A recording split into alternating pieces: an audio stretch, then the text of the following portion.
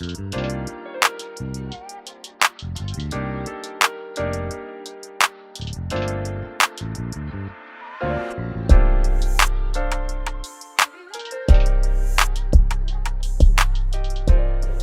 to another episode of Concentric Educational Solutions Podcast, One Door at a Time, where we talk about the intersection of education, community, and business. So, we're shooting live from NABSE, the 52nd convening of this amazing organization. And I have the distinct pleasure right now of welcoming the Chief of Student Services from Lancaster ISD, Dr. Marcus Jackson. Thank you, good brother, for joining us. So what you do is so important, but talk about the journey. How did you get to where you are? And that this is your passion and why you do it. What's your personal journey? First of all, thanks for having me. Absolutely. I've been on an actual spiritual journey. Education, I didn't choose education. Education chose me. Okay.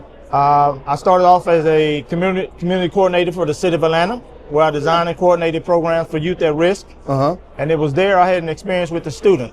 That particular student was just so happened to be my little league football player. Wow. And he wasn't doing well in school. Here in Atlanta? Here in Atlanta. What? And I actually, he had all F's on his report card, which kind of threw me off. And I went to meet his teacher. Okay. And after that conference with his teacher and her speaking so dismal of her students, I decided to go back and teach. I decided to go to Georgia State University, get certified to teach. Okay. Quickly rose in the ranks, became an assistant principal, started working at the district office in my hometown of Lake Charles, Louisiana, where I designed and coordinated programs to turn around and transform 14 low-performing schools. Okay. That was a 3-year contract, and after that, I came to Texas. I started off as the chief academic officer. Mid-year, I was moved to chief of student services and chief of secondary schools. Okay. And for the past 3 years, I've been working in Chief of Student Services, where we've had some phenomenal results. We've done some great things. We're partnering with you now. One of our highlights is our 3 consecutive years of 100% graduation rate. Congratulations. Yes, thank you. What are some of the formative things as you were growing up that kind of have shaped who you are, that allows you to do this work? Well, I'm a former athlete. I was the point guard. Okay. So I'm constantly using my point guard skills. Distributing, facilitating, and actually ensuring that the culture and climate of the school and the district is actually intact. So you've had the opportunity to be in, like you said, Louisiana, Atlanta, now Texas. What are some of the commonalities and the differences that you've seen in those 3 different places? Before we dive into the cognitive domain, you have to dig into the affective domain first. Affective domain meaning meeting the social emotional needs of all students. Long before COVID, that was a secret of mine. In addition to that, meeting the social emotional needs of your teachers as well. We failed to do that, and we as a profession sort of paid for it. And right out of COVID, that was the Great Resignation, where we had 2.6 million teachers quit the profession. That's right. Yeah. And we're continuing to struggle at this particular time. Coming out, to your point, coming out of COVID, have you seen like there's been a shift in the mindset with parents and students as well? Yes. Matter of fact, it's a shift in the mindset with everyone.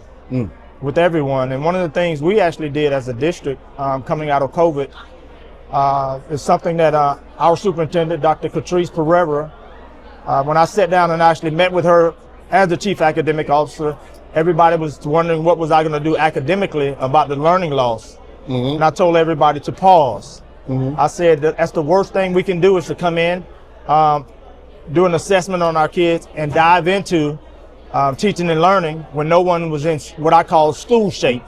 No stretching, no warming up. We went straight into the teaching and learning. But in our school district, we spent about the first 2 or 3 weeks, we wasn't even touching the curriculum. We wasn't even touching the standards. We were just focusing on how to handle stress, how to cope with anxiety. And we did that from the top on down. Every person in our district, including the superintendent, had a mental health wellness plan. And that's Dr. Pereira, her executive cabinet, the district office personnel, the principals, the teachers, and the students. It's interesting, which is a unique and smart approach is that I'm glad that you said about stretching. They just really just tried. One, they weren't in game shape or school shape, like you said, and just going right into it.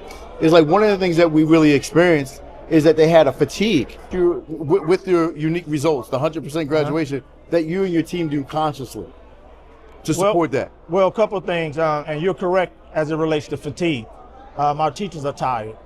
Our students are tired. Our parents are tired.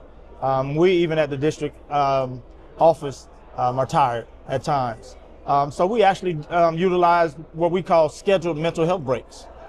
We actually do that for our staff. For example, it's pretty common for teachers to take off on Fridays and Mondays. Those are typical days teachers take off.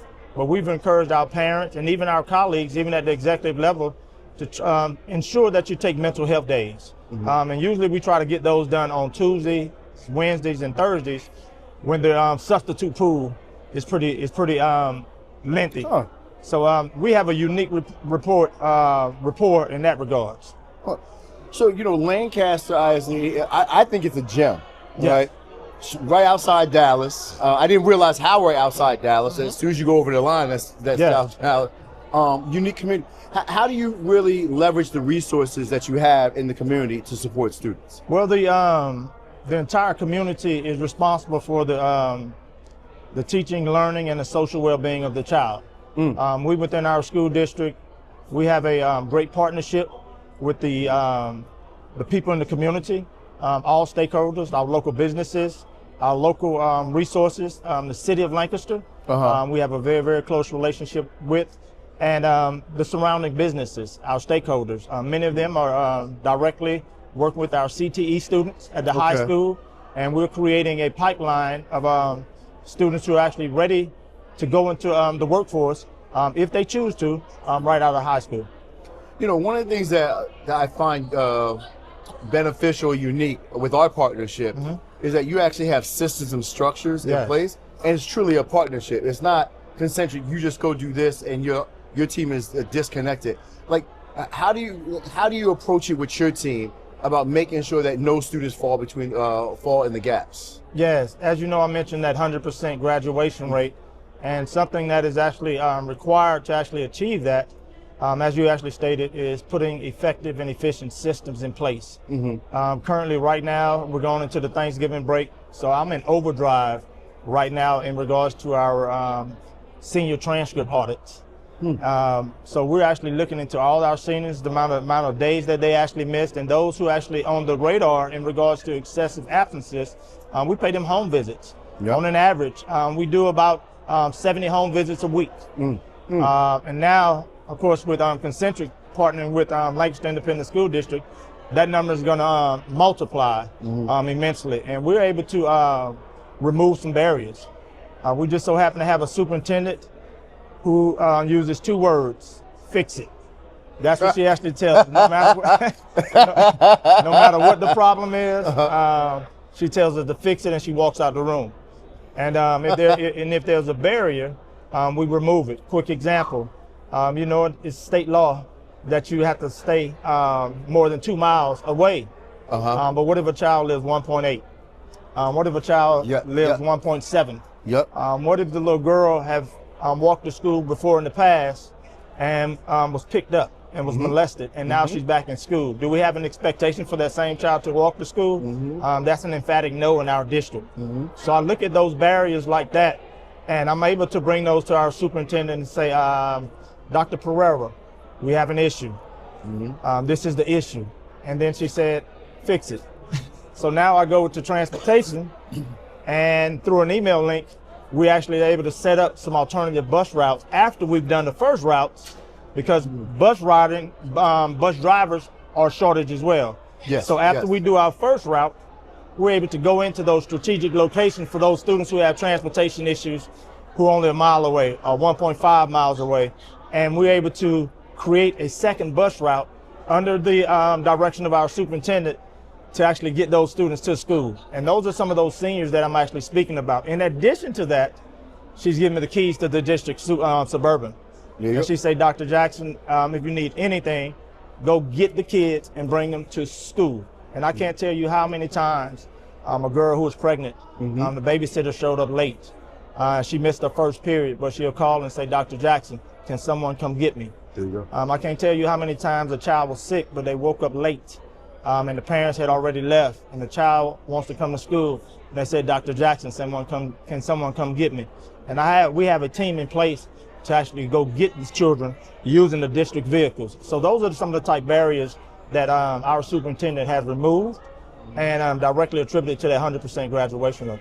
And it sounds so simple, but it's really not, right? In the sense that with you and Dr. Pereira just getting it done. Yes. Like we were working with one district and we were just trying to find out what the barriers were. Transportation was a barrier. Yeah.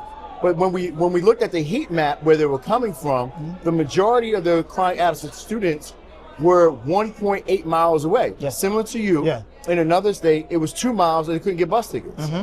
And so we're saying, like, really, just it's 0.2 miles away. Yes. And you can have higher attendance. Correct. Like that. That's really it. What have you found to be the essential supports after COVID for students? What have you all done? As I actually stated, that mental health piece is so important. Everybody has a mental health and wellness plan. In addition to that, you all doing that now still? Yes, every year, at the beginning of every year. Additionally, and I'm gonna talk about that in my session tomorrow. In addition to that, our social emotional curriculum is actually embedded in the curriculum. Usually when people talk about learning loss, once again, the first thing we want to do is go directly into the teaching and learning. But if the child is depressed, if the child is filled with anxiety, if the child has been abused, if a child is a victim of peer pressure and have all these issues going on, the teaching and learning is moot. Yes. They will never reach their optimal level. So those are some of the things we actually have in place. Additionally, in our school district, Lancaster Independent School District, we actually probably one of the only school districts in the country where we have mental health therapists in our schools. Wow. Yes. So those are some of the things that we're actually doing, not only to meet the social emotional needs of our students, but our teachers and our principals and our adults as well. We have one motto, and that's meeting every need of every child every day. And I would be remiss if I didn't talk about, like, you have your most recent book. It's powerful, man. Yes. Talk about it, because doing the activities but not having the necessary systems and structures in place, it doesn't work. Like, what motivated you to write that? Well, actually, what motivated me to actually write that particular book is I was sharing those systems, which covers 4 areas: curriculum, operational logistics, achievement, and culture. I call that COLAC. That's my acronym. So those are 4 critical areas in every school. And if those systems are not put in place effectively and efficiently in those 4 areas, our district will never reach their optimal level. What I actually just described to you with Dr. Pereira and the initiative she put in place to reach that 100% graduation rate was operational logistics. That was a barrier. So she removed that particular barrier to ensure that the students will get to school and will have access to the curriculum, which affects the achievement and what affects the culture and climate of the school. Wow. Yes. Wow. Yeah, so all of those go together, and I just gave you an example of that. Now everyone can get your book on Amazon. Yes. Right. And where else? Amazon is the place for the book. Essential Systems for School Success. Okay. I want to thank you for joining. I always look forward to Man of KSI. Yes, I sir. appreciate it so much. Sir. Thank you for stopping by the couch. As always, thank you for joining us. You can catch all of our contact at concentric.world. Until next episode, live from the 52nd NABSE convening, I'm your host, David Heiber. See you next time. Thank you.